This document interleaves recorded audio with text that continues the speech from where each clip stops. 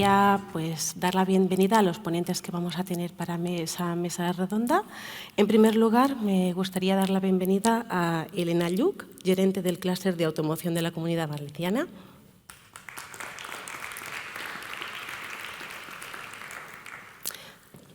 Buenos días. A Patricia Tames, directora general de AFM, el clúster de Advanced and Digital Manufacturing Technologies. Buenos días, Patricia. A Jordi Cros, presidente del Catalan Water Partnership.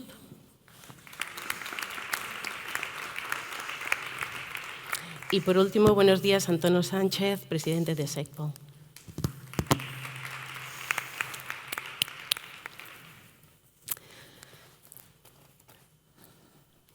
Esperemos a que Antonio llegue.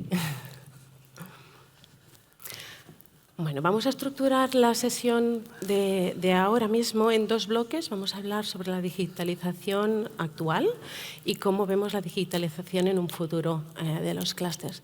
Pero antes de hablar y de preguntaros un poquito de cómo lo veis vosotros, vuestros clústeres, me gustaría daros un poco de contexto político por parte de la Comisión Europea y cómo vemos la digitalización a nivel europeo.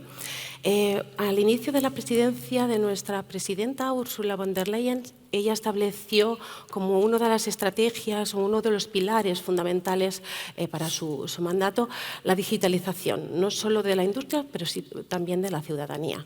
Y esta estrategia se llama Europe Fit for the Digital Age. Y básicamente nuestro trabajo dentro de la Comisión Europea es fomentar y crear diferentes proyectos para impulsar la digitalización de la industria. Aparte de eso, la digitalización se ve como una herramienta para conseguir la climatización o ser climáticamente neutros en el 2030, que es uno de los puntos fundamentales de su estrategia como presidenta de la Comisión Europea.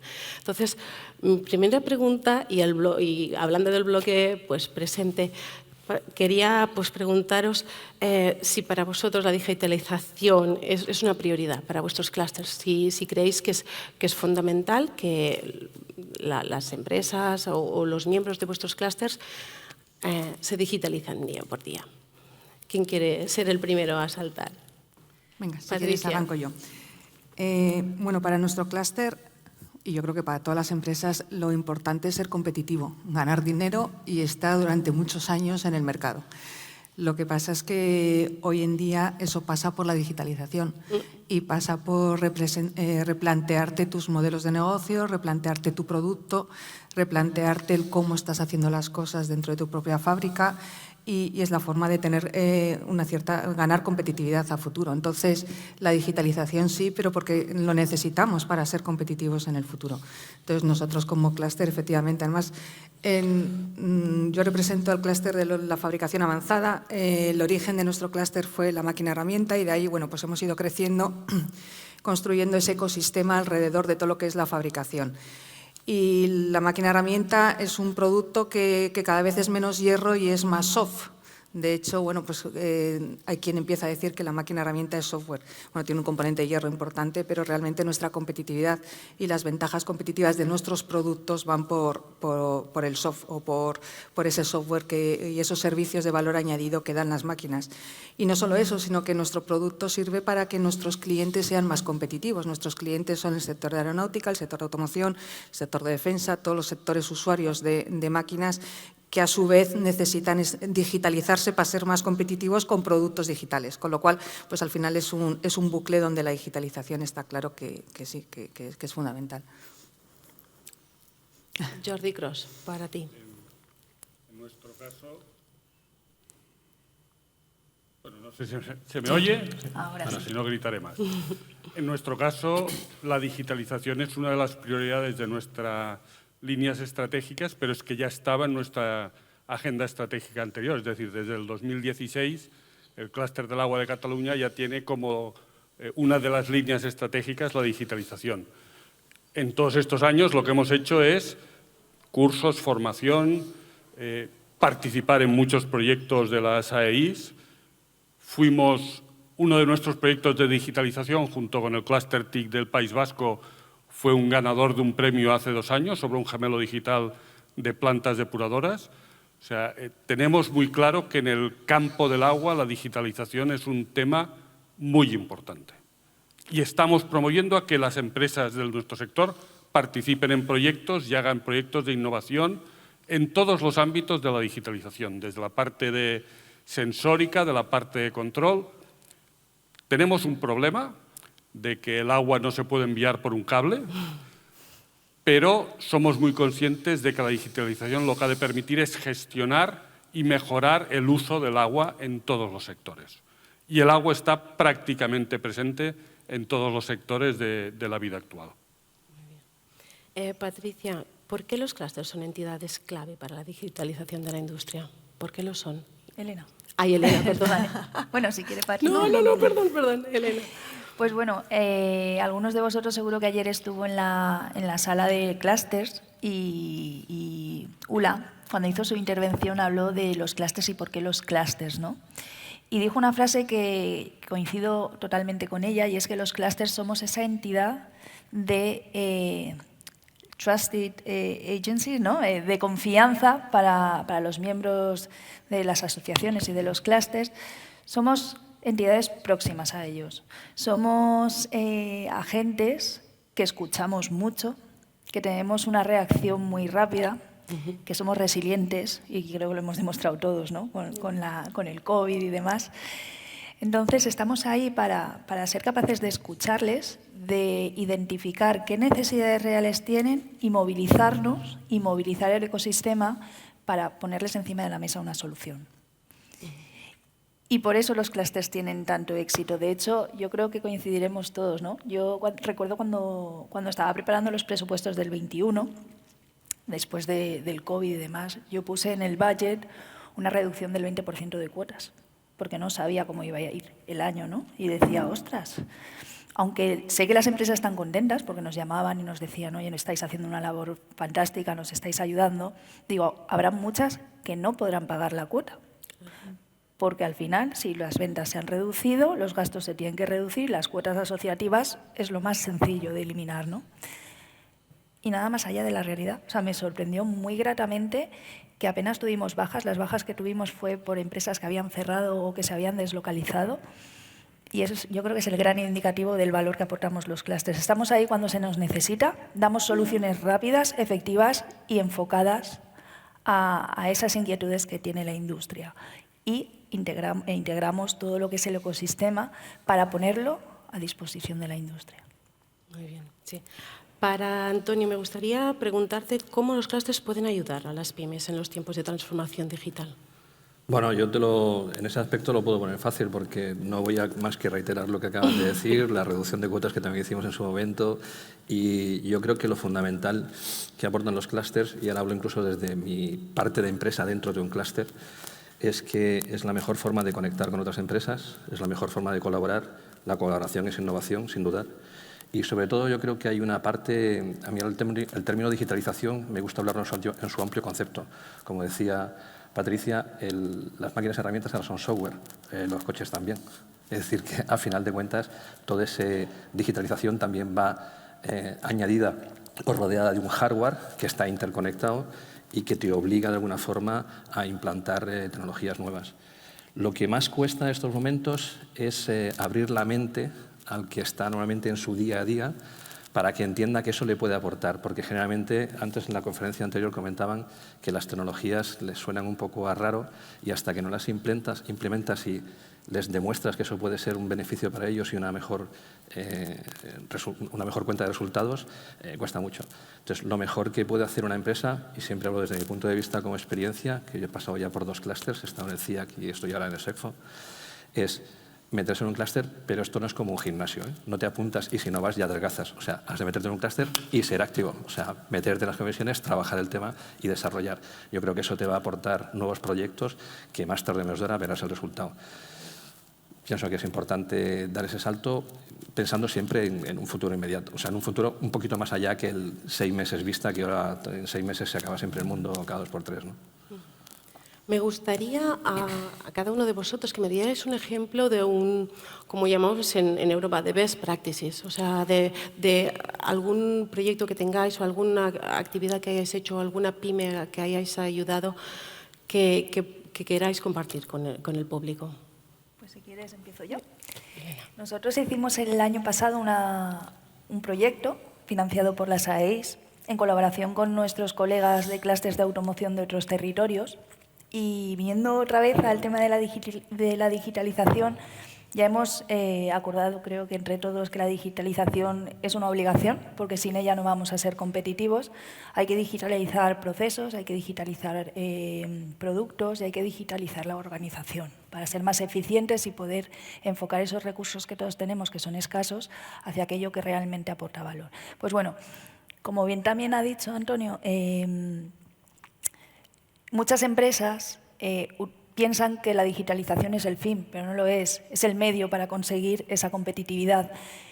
Y también hay muchas empresas que no acaban de conocer cómo la digitalización les puede ayudar. Entonces, con esta situación de contorno, lo que hicimos es, vale, vamos a identificar buenas prácticas de empresas de cada uno de nuestros clústeres de automoción distribuidos por todo el territorio, enfocados a diferentes ámbitos de la organización, y vamos a ponerlos a la vista de todos. Hicimos un total de, creo que fueron 15 sesiones, con 2 buenas prácticas en cada sesión, de grandes empresas, de pymes, explicando exactamente qué problema tenía y cómo la digitalización les había ayudado. Y eso lo que hace es abrir un poco la mente a aquellas empresas que son quizá más reacias a incorporar tecnología, porque evidentemente es una inversión y el resultado no viene de inmediato. Y fue estupendo. Tuvimos más de 1.500 asistentes en total a las sesiones y nos han pedido que sigamos. De hecho, seguimos haciéndolo ya sin la financiación de las AEIS y estamos encantados. Patricia. Sí, bueno, nosotros casos de éxito tenemos muchos y de hecho hemos conseguido que en el ámbito de la I+D colaboren empresas que son competencia o muerte, digamos, entre ellas, con lo cual yo creo que es una cultura, la colaboración se consigue con el tiempo, vamos muy poco a poco y yo creo que ahí tenemos bastantes casos de éxito, pero me gustaría contar un poco el caso de el propio clúster, de la propia FM. Nosotros nacimos como una asociación que éramos simplemente la máquina. Vimos que la máquina tenía empresas que eran también los componentistas y los integramos dentro de lo que es el clúster. Luego vimos que la fabricación aditiva era un proceso que podía ser competencia o complementario a lo que es la propia fabricación por arranque, digamos, que era lo que era la máquina, con lo cual lo integramos dentro del mismo clúster. Luego hemos visto que las startups son fundamentales para crecer y porque no podemos hacer I+D partiendo de cero y que necesitamos incorporar una serie de tecnologías y de capacidades dentro de nuestras propias empresas que la estaban dando algunas startups, con lo cual hemos integrado a las startups. Con lo cual, ese ejercicio que tienen que hacer las empresas de colaborar con empresas dentro de lo que es su cadena de valor, tanto cadena de valor de producto como tecnológico, lo estamos haciendo como asociación para ponérselo fácil a las pymes, de forma que estamos intentando crear un ecosistema donde tengamos startups, donde tengamos mecanizadores, donde tengamos componentistas, donde tengamos a los centros tecnológicos. Y ahora el gran reto que tenemos es tener recursos para hacer mucha interacción. Hacemos proyectos de I+D, dinamizamos actividades para que colaboren empresas de un ecosistema y de otro, pero al final nuestro gran reto ahora es que todo ese ecosistema que estamos creando se traduzca en colaboraciones reales entre las empresas. Con lo cual, casos de éxito sí que tenemos y tenemos muchos, puesto que tenemos ya 70 años de vida como asociación también, con lo cual, hemos ido cosechando fracasos y también muchos éxitos. Pero el caso de la colaboración dentro de nuestro propio ecosistema es lo que tenemos ahora encima de la mesa y yo creo que es el gran reto. Jordi.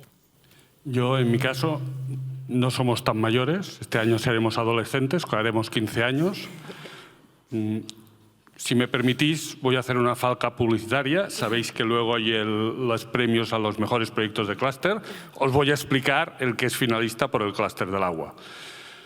Es un proyecto que se ha hecho de digitalización en el cual habían, ahora lo diré mal, pero 5 pymes, 2 operadores de agua. Entonces, uno de los problemas importantes en la distribución de agua es las pérdidas en distribución. Es decir, aquella agua que se suministra desde la planta, pero me parece que me he quedado sin voz. Sí. Bueno, que no llega al usuario final. Para poder controlar eso, Es muy fácil, yo pongo un contador en cada usuario y cuento. Vale, desde el punto de vista está muy bien, pero claro, tengo que contar rápido, tengo que además de una manera fácil saber dónde tengo los contadores, con lo cual necesito empresas de GIS, empresas de telelectura, el operador. Si tengo sistemas de inteligencia artificial que me permiten predecir los consumos y patrones, puedo empezar a detectar. Bueno, pues este es el proyecto que se hizo, es decir, se juntaron operadores pequeños, se juntaron empresas de GIS pequeñas, se juntó una empresa de contadores y el proyecto lo que pretende es, por un lado, detectar esa agua que se pierde para detectar fugas y optimizar el recurso agua, que es escaso, pero por otro lado, saber qué patrones tenemos para poder optimizar luego toda la parte de distribución y gestión del agua. Y si queréis, luego nos votáis y estaremos muy contentos. Bueno, yo os resumo dos ejemplos muy claros. El primero, desde el mismo SECFO, ya en 2019 empezamos a trabajar, antes de que existiera el tema de pandemia, el tema de metaverso, y de hecho tenemos un metaverso súper chulo, bien montado, que nos permite interconectar a todas las empresas. Ahí hemos dado un salto adelante en el tema de, pues, de colaboración.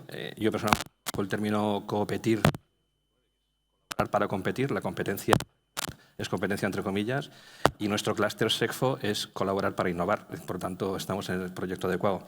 Hace un momento que nuestro cluster manager explicaba en una conferencia anterior, que ayer comentábamos en el ascensor, que dentro del sector agrario... Vale, dentro del sector agrario presentaba un proyecto que están haciendo, y seguramente diré una burrada, pero válvulas para cardio, para el corazón, con piel de cerdo. Y todo eso está haciendo con fotónica. A cualquiera que se lo expliques cómo has ligado la fotónica con el de cerdo, con una operación, ¿no? Entonces, realmente ahí lo que estamos permitiendo es acercar la tecnología y avanzar en todos lados, mientras que cada una de las empresas tiene beneficio de eso de cara a futuro, ¿no? Entonces, yo pienso que es fundamental poder trabajar en esos proyectos para ir innovando. Hablemos, sí, también funciona. Hablemos del futuro. Hablemos de los retos, los principales retos que vosotros pensáis que tienen vuestros clústeres en materia de digitalización. ¿Cuáles son los retos? Bueno, el sector automoción y movilidad, como bien sabéis, llevamos bastantes años abocados a un cambio de paradigma fundamental. ¿Cuáles son nuestros retos? Pues hacer de esa movilidad una movilidad sostenible, inteligente y conectada. Y en todas las vertientes la digitalización está integrada, ¿no? Por lo tanto, estamos trabajando mucho desde hace muchísimos años para preparar al sector en este cambio de paradigma, para que sigan siendo agentes fundamentales en la nueva cadena de valor que se va a desarrollar al respecto. Y el papel de los clústeres aquí también es fundamental. Tenemos que ayudarles un poco a poner las luces largas, a no solo centrarse en el corto y el medio plazo, ayudarles a definir esa estrategia, sobre todo a las pymes, ¿no? Que es lo que estábamos hablando antes. Las multinacionales tienen sus equipos de estrategia que se dedican 24 horas, ¿no? a pensar sobre hacia dónde deben ir, pero las pymes muchas veces pues van desbordadas y se apoyan muchísimo en el clúster para identificar hacia dónde vamos, cómo debemos cambiar o transformarnos para seguir siendo competitivos en ese nuevo escenario. Y bueno, ahí estamos, intentando ayudarles, bueno, ayudándolos, intentándolo no, estamos ahí ayudándolos, algunos más, otros les cuesta un poquito más, pero la cooperación y la colaboración desde luego es fundamental. Yo recuerdo la antigua crisis, ¿no? La del 2008, que hablábamos de que colaborar era fundamental para salir de ella, y lo decíamos, pero costaba que se materializase. Ahora, en esta segunda crisis, esto ya es una realidad. Empresas muy pequeñas han colaborado con otras, no tan pequeñas, medianas, incluso grandes, y en conjunto han desarrollado soluciones que las han puesto en el escaparate de cara a poder vender internacionalmente a clientes que inicialmente no podían ni imaginar. Perfecto, gracias, Elena. Patricia. A mí esta pregunta me viene muy bien porque estamos en plena reflexión estratégica y hemos creado, bueno, pues una serie de grupos de trabajo con los gerentes de las principales empresas del sector de todos los tamaños, que representan distintas tecnologías, y justo ahora estamos en la fase de definición de los retos, de esos retos definir proyectos concretos para los próximos 2, como mucho 3 años, porque ya no se puede hablar de planes estratégicos a 4 años porque es demasiado tiempo. ¿Cuáles son los retos? El primer reto que sale sí o sí en todos los colectivos y sin lugar a dudas es el talento, las personas y el talento. Entonces, ese reto, además, una vez que identificamos todos los retos, los numeramos, los priorizamos y da igual que estuviéramos hablando con los de fabricación aditiva, con los maquineros, bueno, daba igual con qué colectivo estuviésemos hablando, el talento es la necesidad de captar talento, de retener y de atraerlo a un sector industrial como es el nuestro, pues es el reto número 1. Reto número 2, digitalización. Digitalización en producto y en proceso interno también. Reto número 3, sostenibilidad. Sobre todo, cómo posicionarnos nosotros con relación a la sostenibilidad, cómo saber cuál es nuestro impacto, aquellas cosas que estamos haciendo, cómo evidenciarlas de cara a terceros, conocer bien un poco lo que nos viene en nivel de legislación, construir nuestra hoja de ruta en materia de sostenibilidad como sector. Todo eso alrededor de la sostenibilidad, porque oímos hablar mucho, pero no sabemos un poco por dónde nos viene, ¿no? Reto número 4, rentabilidad o sostenibilidad, pero no ambiental, sino de la otra, ¿no? Que seamos rentables y podamos tener una rentabilidad sostenida en el tiempo. Y luego al final se hablaba siempre, incluso las propias empresas lo dicen, la colaboración, evidenciar buenas prácticas y colaborar más entre nosotros. Esos son los titulares que tenemos encima de la mesa ahora como retos en el sector, donde la asociación luego, o el clúster tenemos que dar respuesta y que bueno, en los próximos 15 días tenemos que plasmar en proyectos concretos para los próximos años. Muy bien. Jordi. Bueno, a mí es que como lo has tapado todo, yo en todo caso focalizaría en nuestro caso, en el sector del agua, el principal reto es el factor humano. No solo por la parte de talento, sino por la parte de resistencia. Es decir, en el 2019 hay una asociación internacional importante, es el Global Water Intelligence. Dentro de los problemas para la digitalización, de los 3 principales problemas, 2 eran de carácter humano. La resistencia de las direcciones a hacer cambios y la falta de dinamización de los operadores. En general, cuando hablas con la gente del sector, el principal problema es el sector del agua no es atractivo para los talentos jóvenes, pero además es un sector relativamente viejo. Es decir, normalmente cuando hablas con las empresas de agua te dice todo el mundo que en 10, 15 años tendrán una renovación importante de cargos y eso es un problema, porque si intentas buscar gente joven, dinámica, para un sector que no tiene el atractivo de otros sectores, cuesta. Antonio. Bueno, yo como lo habéis dicho todo me voy, no hace falta añadir más. No, yo diría que a mí me gusta hablar mucho de que el primer reto que tenemos es superar los miedos. Hablabas de la crisis de 2008 y ahora de la última.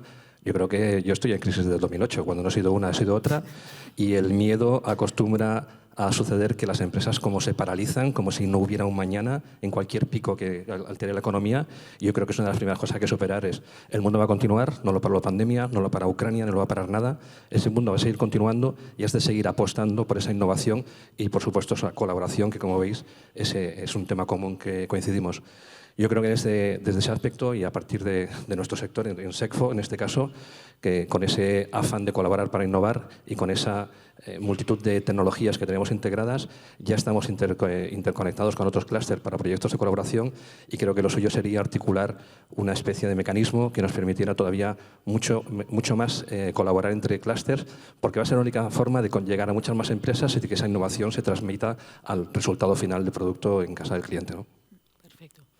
Me gusta mucho, Patricia, que hayas comentado el tema del talento y las habilidades. De hecho, desde la Unión Europea establecimos el año pasado un pacto que se llama Pact for Skills, que es para ayudar a que pues, la población, el mercado laboral, aparte de adquirir nuevos conocimientos, sean digitales esos conocimientos y que no pierdan el tren de la digitalización, porque pues, puede ser que los jóvenes pues, estén al día de cuáles son las habilidades que necesitan para encontrar trabajo, pero gente pues, que ya lleva sus años trabajando no suba a ese tren de la digitalización. Entonces, por ejemplo, a ti, Elena, me gustaría que me comentaras, por ejemplo, a las pymes, ¿cómo podemos ayudarlas para que no pierdan ese tren de adquirir esas habilidades digitales? Pues bueno, tenemos que, por una parte, hacer el sector industrial sexy otra vez para atraer talento. Yo creo que ese problema lo tenemos casi todas las industrias tradicionales que han perdido su sex appeal, ¿no? Oye, yo recuerdo cuando yo salí de la carrera, trabajar en el sector automoción era lo más. Y ahora hablas con los chiquillos, los chavales y las chavalas que salen de la universidad o de los centros de FP y prefieren ir a otros sectores, que parece que pues les pueden dar algo más. Entonces, por una parte tenemos que atraer talento. Por otra parte, lo que tenemos que hacer es, con la masa laboral, con los trabajadores que tenemos en las organizaciones, ayudarles a evolucionar, ese upskilling y reskilling, ¿no? Sí. Existen un montón de programas y un montón de iniciativas para ayudar a financiar esta actuación, pero creo que el problema real que hay aquí es identificar qué necesidades tiene la industria. Y ahí volvemos a entrar en juego los clústeres, en esa labor de interlocución, de escuchar, de traducir esas necesidades concretas que te cuentan cuando vas a visitar las fábricas y vas con las botas de seguridad, ¿no? Vas súper mona con la falda y luego dices, hostia, las botas. Te las pones y te vas a pasear por ahí, entre las máquinas, y hablas con el de mantenimiento, hablas con el de producción, hablas con el operario de máquina, y ahí lo que tienes que hacer es esa labor de absorción de información y de traducción para poder plasmarla, contrastando con lo que te dicen otras industrias en cuáles son las necesidades reales de formación, tanto upskilling, reskilling como nuevo talento, ¿no? Que se incorpora, y ser capaces de trasladarlo a los diferentes organismos para que puedan actualizar los programas formativos y adaptarlos a lo que necesitamos. Y yo creo que esto es la gran demanda de la industria, ¿no? Que los ciclos formativos de todos los niveles den respuesta a las necesidades que tiene la industria o las empresas. Y cuesta porque cuando te enfrentas a la administración, a la burocracia, la primera respuesta que te dan es ya, pero esto no se puede hacer. Y dices, ¿cómo que no se puede hacer? Entonces, bueno, pues empiezas a trabajar, a pelear, y al final no se puede hacer hasta que encuentras a la persona adecuada. Y hay un montón de gente en la administración con muchas ganas de cambiar las cosas, de hacer los ciclos formativos realmente útiles para los estudiantes que están ahí, para adaptar también todo el sistema de formación continua a través de el organismo que tenemos aquí, es el SERVEF, pero seguro que en otras comunidades autónomas hay similares, para también reciclar a todos esos trabajadores en activo o en búsqueda activa de empleo, a reciclarse para estar preparados para el mundo laboral y para poder volver a ser súper eficientes y súper enfocados a las necesidades de la industria. Antonio. Bueno, yo he de añadir, en lo que hablamos de formación, yo vengo del mundo de la formación profesional y aunque como Plaster somos generación X delante de tanta experiencia, como trabajador llevo 45 años en el mundo laboral. Y yo creo que perdimos un gran punto a partir de que sacamos las escuelas de formación profesional de las empresas, ¿sabes? El hecho de que ahora estemos volviendo a esa formación dual, para mí me parece fundamental. De hecho, ahora hablo como empresa, en mi empresa nos nutrimos de gente que viene de formación profesional a hacer prácticas, primero porque detectas que funciona o no, segundo porque lo formas a lo que te interesa y tercero porque le acercas la realidad. Entonces, lo que nos encontramos en nuestro caso, como implantando tecnología, tanto en las empresas como en los centros educacionales, es primero, no tienen recursos para implantar tecnología, no tienen recursos para explicarla, con lo cual cuando salen de la formación salen muy alejados de la realidad. Me he encontrado con talleres de formación profesional de auténtica prehistoria, en donde pretenden que luego llegue una empresa, se encuentren una máquina herramienta con control numérico conectada a un ordenador, entonces, espera, les viene un poco grande, ¿no? Entonces yo creo que uno de los grandes esfuerzos es esa interrelación entre la formación y el mundo profesional, de forma que cuando lleguen al mercado hayan tocado algo más. bien porque implanten tecnología, bien porque la formen dentro de las universidades, ¿no? Darles charlas, explicarles realmente dónde está la tecnología en ese momento. No hace falta que tengan la tecnología más puntera, pero sí algo que les acerque un poco a la forma de funcionar, a ese trabajo digitalizado que nos rodea ahora cada día más. Yo creo que ese es un paso fundamental para que el talento sea más fácil de nutrirlo. Porque al final, sobre todo en nuestro caso, en una empresa o en un sector tan tecnológico como es el nuestro, donde tenemos todas las tecnologías Deep Tech, yo lo que me encuentro hablando con el resto de empresas es que la gente que cojas, venga de donde venga formada, las de formar dentro. Bueno, ya lo hacemos, pero si nos facilitan el trabajo, yo creo que todos saldremos ganando en todos los aspectos. Patricia, Jordi, ¿tenéis algún ejemplo de cómo formar, o ya que lo teníais, por ejemplo, en tu caso, Patricia, sí, la estrategia? Nosotros hemos sido pioneros en lo que es la formación dual. De hecho, teníamos, en el clúster tenemos un centro de formación profesional que daba un título francés, porque en el Estado español no estaba contemplado, que era de formación dual. Bueno, ahora ya se ha puesto de moda y ya está más estandarizado. O sea que estoy totalmente de acuerdo con el tema de la formación profesional y formación dual para que los alumnos se formen y estudien a la vez. Estando de acuerdo con todo lo que se ha dicho, yo añadiría alguna cosa, y es que tenemos que actuar ya desde más abajo, desde los colegios, porque estamos pescando todos en el mismo mar, que es la universidad y los centros de formación, y vamos todos a ver qué es lo que ofrecemos, ¿no? Hay quien decía que igual teníamos que hacer hasta una serie donde la acción se desarrollara en una industria y hubiera una historia de amor dentro de la industria y, bueno, pues para, ¿no?, tipo de Good Doctor, o alguna serie donde la industria sea el ambiente donde se desarrolle toda la acción, para hacer más atractiva la industria y que no quieran ir que haya vocación por venir a trabajar a nuestros sectores. Por eso creo que igual desde más abajo, desde los colegios, tenemos que convencer un poco de lo rico que es trabajar en la industria, y a nuestras propias empresas también les decimos que se tienen que poner guapos y se tienen que poner atractivos. Hay empresas que son salas blancas prácticamente, siendo industria, y son sitios muy agradables y atractivos y donde hay mujeres trabajando, pero hay otras que todavía igual no han hecho esos deberes. Pues es verdad que son pequeñas, hay que invertir y hay que gastar dinero, pero bueno, también la empresa tiene que hacerse atractivo y no cabe duda de que hay que formar luego internamente y hay que traccionar, digamos, de todo el sistema. Yo, si me permites un apunte, sí. Totalmente de acuerdo con eso de que hay que bajar al nivel de formación profesional, porque el que ya ha entrado en una carrera de formación profesional ya tiene un poco claro dónde va. El problema es cuando tienen que decidir qué es lo que tienen que hacer. Entonces, en ese parte de bachillerato actualmente, como que ya voy un poco perdido, los míos son grandes, es darle esa pincelada de que ya empiecen a ver por dónde se mueve el horizonte, porque si no, al final, ya os lo digo, todo el mundo quiere ser informático. Claro. Jordi. Bueno, a ver, en nuestro caso, el clúster del agua, realmente el tema de formación hasta hace un par de años no lo tocábamos. Es decir, nosotros nos dedicábamos a principalmente proyectos de innovación, temas de internalización. Hemos empezado a hacer temas de formación hace un par de años. Pensábamos que había muchos otros sectores que se dedicaban a hacer formación. Entonces, formación interna empezamos hace un par de años. El año pasado hicimos un curso de digitalización para directivos.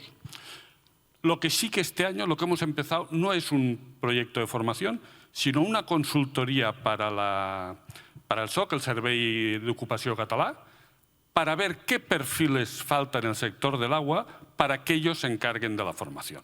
Es decir, como clúster del agua creemos que no es nuestra misión la formación como tal, pero sí la promoción de qué perfiles necesita el sector del agua para que los mecanismos estándares de formación, como decían ellos, se focalicen en lo que realmente se necesita. No hagamos mucha gente formada en temas que luego no tendrán salida laboral. Perfecto.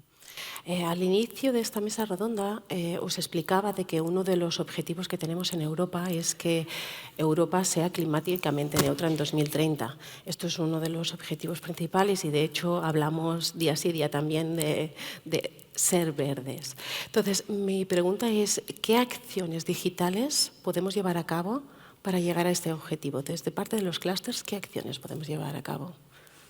Elena. Pues bueno, nosotros estamos muy mentalizados de ese objetivo de ser climáticamente neutros. De hecho, nosotros fabricamos coches. Por lo tanto, os podéis imaginar que llevamos muchísimos años invirtiendo en I+D+I para cambiar la tecnología que hasta ahora había sido pues, el buque insignia de Europa, que era el motor de combustión, ¿no?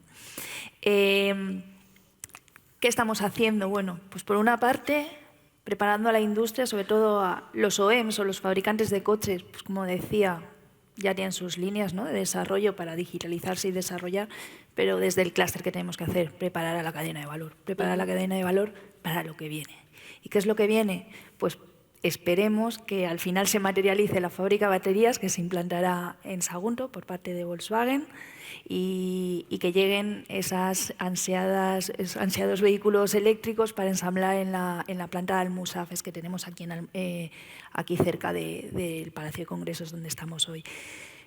¿Qué estamos haciendo? Pues bueno, detectar qué oportunidades de negocio existen en esas dos líneas de negocio, ensamblar baterías y fabricar vehículos eléctricos, identificar qué tecnologías se van a necesitar, diferentes a las que ya tenemos implantadas, y ayudar a nuestra industria a transformarse hacia esas nuevas oportunidades y que puedan estar en esa línea de salida lo mejor preparadas posible para ser un potencial proveedor de estas nuevas dos líneas de negocio. Eso por ahí. Y luego la otra parte, que eso es enfocado a la sostenibilidad de producto, ¿no?